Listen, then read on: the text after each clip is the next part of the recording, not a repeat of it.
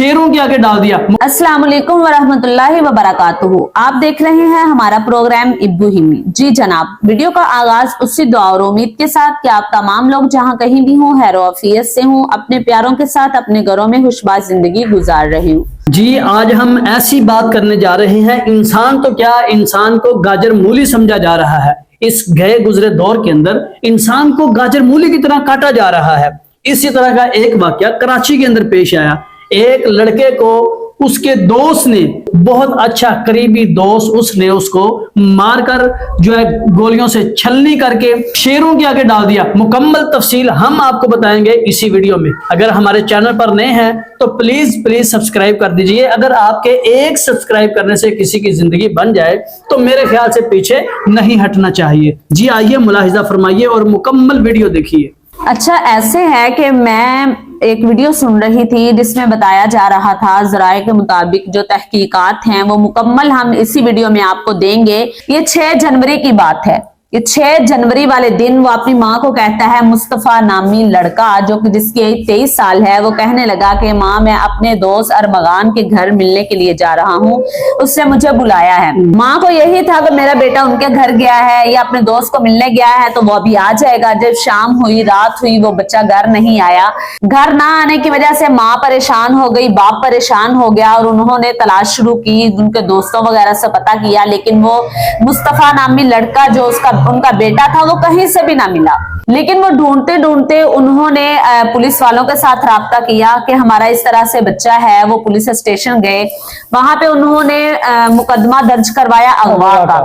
अगवा का मुकदमा दर्ज हो जाता है, उसको तकरीबन 1 महीना गुजर जाता है। पर्चे को, अगवा वाले पर्चे, हाँ पर्चा करवा देते हैं अगवा वाला, लेकिन मुस्तफा ना जिंदा हालत में ना मुर्दा हालत में वो बच्चा मिलता ही नहीं है। एक माह गुजर जाता है। अच्छा, 8 फरवरी को उसकी माँ जो है ना वो कहती है, जब पुलिस वालों ने कोई इतनी खास तहकीक नहीं की, तफ्तीश नहीं की, कोई उन्होंने हमारा इतना खास साथ नहीं दिया, अपने तौर पे ही उन्होंने जो है ना वो बेचारे कभी किधर ढूंढते थे कभी किधर, उन्होंने पूरी कार्रवाई अपने तौर पे ही की। अच्छा, 8 फरवरी वाले दिन उसको 1 महीना 2 दिन के बाद वो कहती है कि मैं अपने बेटे मुस्तफा के जितने भी दोस्त हैं ना उनसे राब्ता करती थी, उनसे पूछती थी और वो सारे दोस्त मेरे साथ बड़ी हमदर्दी के साथ पेश आते क्योंकि उनका वो दोस्त था। कहते वो मेरे घर भी आए, मुझे तसल्ली देते थे, मैं बहुत ज्यादा परेशान होती थी और रोती थी तो वो आके मेरे पास बैठते भी थे। लेकिन एक ऐसा दोस्त था जो कि उसको बुलाने पर भी वो नहीं आता था। यानी कि देखें कि जिसका नाम अरमगान है, अरमगान लड़का है। उसकी माँ कहती मैंने उसको फोन किया, मुस्तफा की माँ कहती है कि मैंने उसको फोन किया, बेटा आप मेरे घर आओ, मेरा बेटा नहीं मिला। कहता मेरे पास टाइम नहीं है, ये वो इस तरह की बातें करके टालता रहा, वो उनकी तरफ नहीं आया। लेकिन इस बात पे उसकी माँ को शक गुजरा कि सारे दोस्त आते हैं लेकिन ये अरमगान जो है ये मेरे बेटे का बहुत करीबी दोस्त भी था, लेकिन इसको कोई इतनी तकलीफ नहीं हुई कि ये टाइम भी निकाल के मेरे पास नहीं आ सका। कहते फिर मैंने दोबारा से उसको कॉल की और जिद की, तो इस जिद करने पर उससे मेरे से बदतमीजी की। अच्छा, बदतमीजी करता है और कहता है कि मैं नहीं आ सकता, मैंने आपको पहले नहीं बताया, मुझे बार बार क्यों कॉल करती हैं। ठीक है, फिर इसकी माँ ने जाकर पुलिस स्टेशन में इसके बारे में बताया कि मुझे इस लड़के पर शक है क्योंकि सारे उसके दोस्त आए लेकिन ये लड़का नहीं आया मेरे घर और मेरे बुलाने पर बदतमीजी भी की है और धमकियां भी देता रहा कि अगर तुमने आइंदा से मुझे कॉल की तो फिर मैं आपको बताऊंगा। अच्छा। कि मुझे कॉल मत करना। वो कहती है कि पुलिस के पास गए 8 फरवरी को। अच्छा, अब पुलिस को जब ये आके कहती है कि मुझे शक उस पे है जो अरमगान लड़का है, उसने इस तरह मुझे कहा और बदतमीजी, लिहाजा आप उसको पकड़ें, गिरफ्तार करें और उसकी तफ्तीश करें कि उसने वो मेरी बात क्यों नहीं सुन रहा। पुलिस वालों ने वो नाकाम रहे, पुलिस वाले नाकाम रहे उस तक पहुंचने में। वो क्यों? वो भी 23-24 साल का लड़का है, कोई बड़ा नहीं है। वो जो लड़का है ना अरमगान, वो भी 23-24 साल का है, कोई बड़ा नहीं है या कोई वो इतना वो गुंडा नहीं है तो उसके पास पहुंचने से डर लगता हो। लेकिन पुलिस वाले उसके पास नहीं जा रहे थे, उसको गिरफ्तार करने के लिए नहीं जा रहे थे। उन्होंने फिर जो है ना ISI के साथ मिलकर पुलिस ने उसके घर 8 फरवरी को छापा मारा। जब छापा मारा तो वो नशे की हालत में था। अरमगान लड़का नशे की हालत में था और 40 उसके बॉडीगार्ड थे। अंदाजा लगाएं, उनके जैसे ही देखे ना, मैं आपको तहकीक, सारी तहकीक इसी वीडियो के अंदर हम बताते हैं कि हुआ कुछ इस तरह से कि वो जब छापा मारा तो उसके जो 7 बॉडीगार्ड थे ना, उन्होंने पुलिस पर ही हमला कर दिया, गोलियां चलाना शुरू कर दी। जब गोलियां चलाना शुरू की तो उसमें 2 पुलिस एहलकार जो है ना वो जख्मी हो गए। अब पुलिस का कोई एक बड़ा ऑफिसर है जिसको डीएसपी शायद कह रहे हैं कि वो कह रहे हैं कि वो भी जो है ना वो जख्मी हो गया।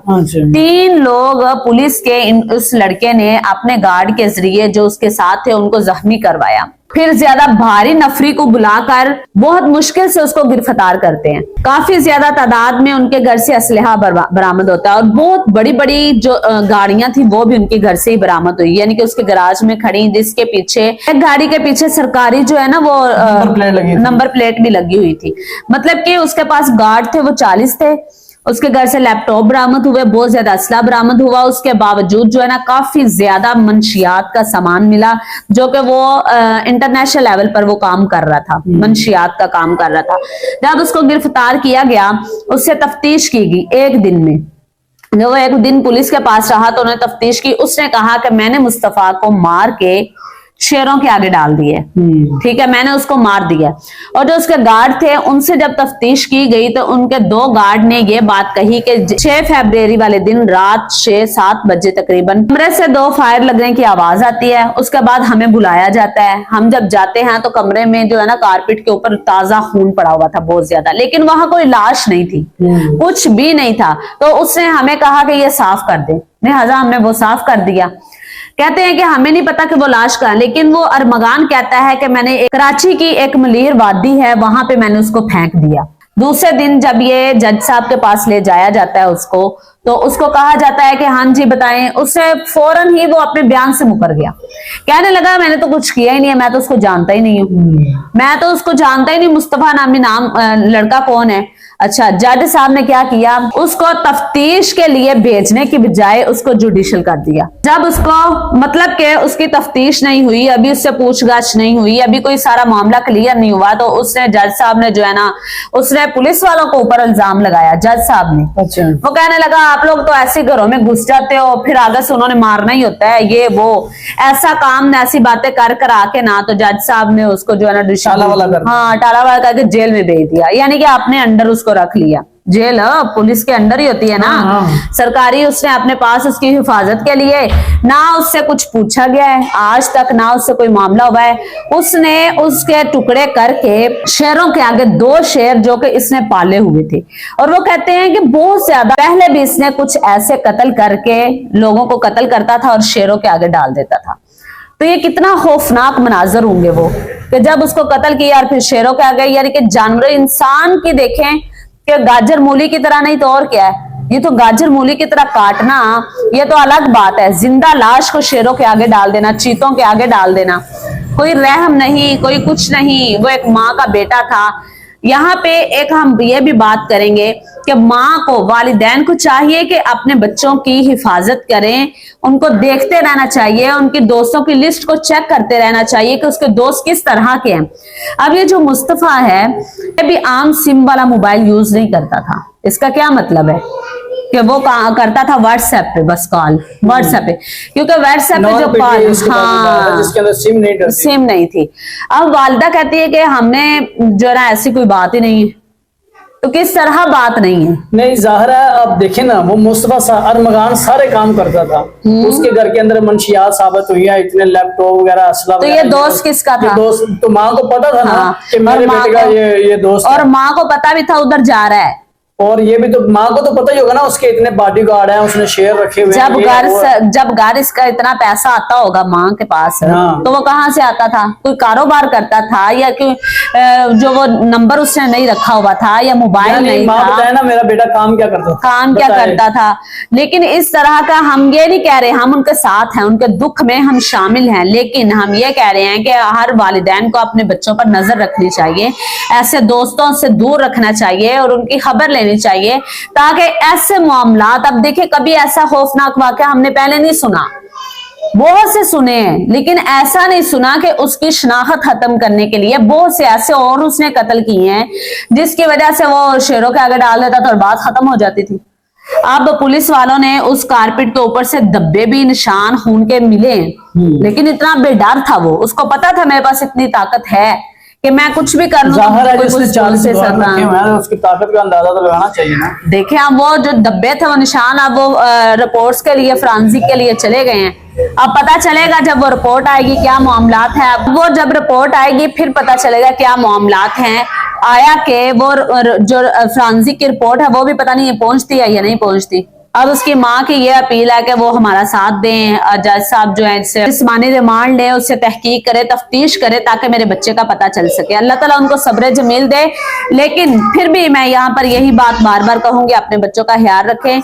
यह थी हमारी आज जो डिफेंस के अंदर, बंगले के अंदर वाकया हुआ, और जो वो बंगला था ना जो उसने लिया हुआ था, वो भी रेंट पे है। उसका पता ही नहीं है कि वो लड़का कहाँ का और कहाँ का नहीं है। तो दोस्त देखे, उसका पता ही नहीं आता पता पीछे से वो कहाँ का है।